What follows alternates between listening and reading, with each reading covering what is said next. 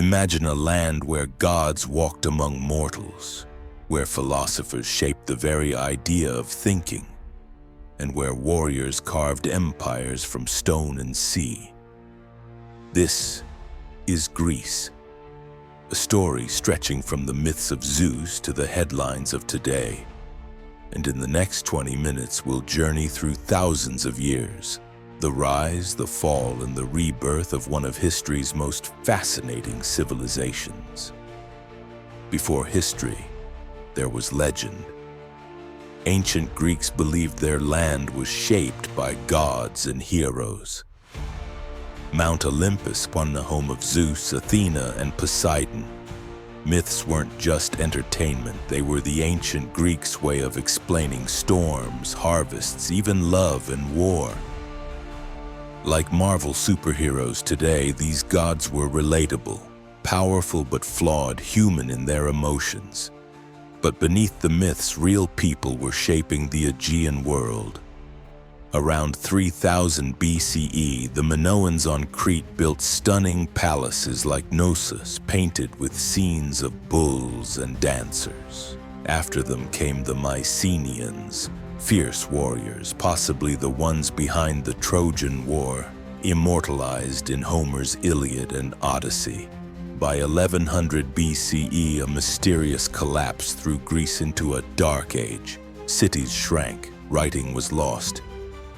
But seeds for a rebirth were already in the ground. From the darkness, small city-states, monomars or polis, began to shine. Every polis had its own identity, rules, and pride. Athens, the cradle of democracy.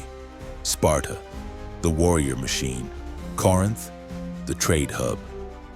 They spoke the same language and worshipped the same gods, yet they were as competitive as rival sports teams. Here's the twist. In Athens, power wasn't in the hands of kings, but in the hands of citizens. This was direct democracy. Imagine a town hall where everyone votes on everything. But Sparta was different. A military camp disguised as a city.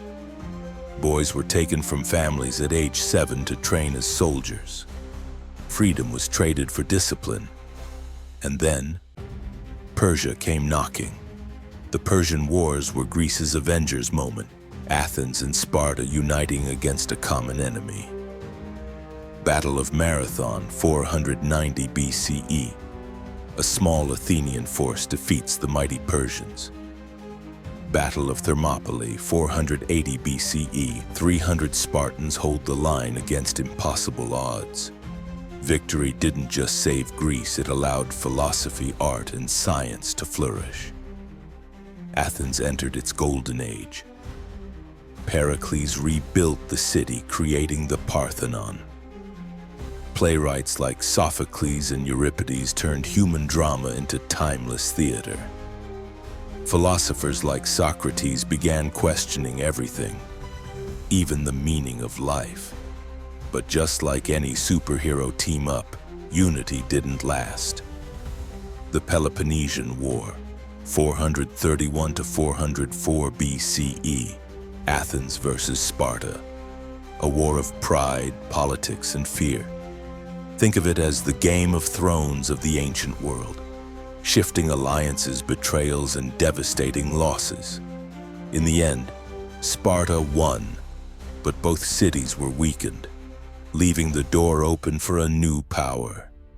Enter Alexander the Great, a Macedonian king who loved Greek culture and had a knack for winning everything. By age 30, he had conquered an empire stretching from Greece to Egypt to India.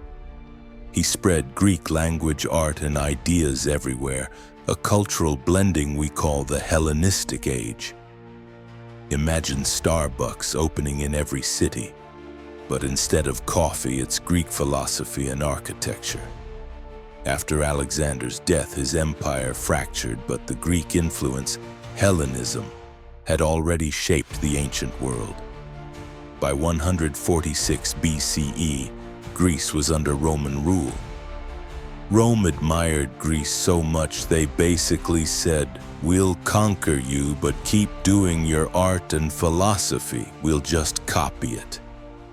When the Roman Empire split, Greece became part of the Byzantine Empire, blending Greek, Roman, and Christian traditions for over 1,000 years. In 1453, Constantinople fell to the Ottomans and Greece entered centuries of foreign rule. But the Greek spirit, its language, traditions, and faith, endured. In the 1820s, inspired by European revolutions and fueled by national pride, Greece fought for independence. Heroes like Kolokotronis became legends. By 1830, Greece was free, but the journey was far from over. In the 20th century, Greece faced wars, dictatorship, and economic challenges, yet also became a modern European democracy, a bridge between East and West. From the myths of Olympus to the debates of Athens, from the conquests of Alexander to the struggles for freedom, Greece has never stopped shaping and being shaped by the world. Its story isn't just in ruins and museums, it's in the words we speak, the democracy we practice, and the questions we still dare to ask. Because if history is a conversation between the past and the present, Greece is a voice we will never stop hearing.